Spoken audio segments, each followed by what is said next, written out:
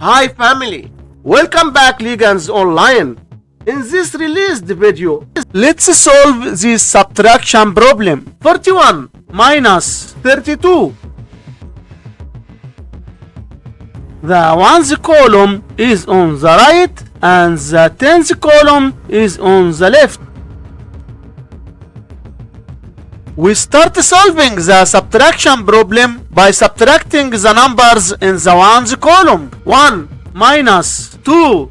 But I can't do it because 1 is smaller than 2. So we must borrow. You go to the 4 in the tens place and borrow 1 from it. So the 1 becomes 11 and 4 becomes 3. Now we have 11 minus 2, which equals 9. Write 9 in the ones place. Then go to the tens column. 3 minus 3 equals 0. Write 0 in the tens place. So 41 minus 32 equals 9. And this is our final answer to this problem. Don't forget to subscribe, like and share this video.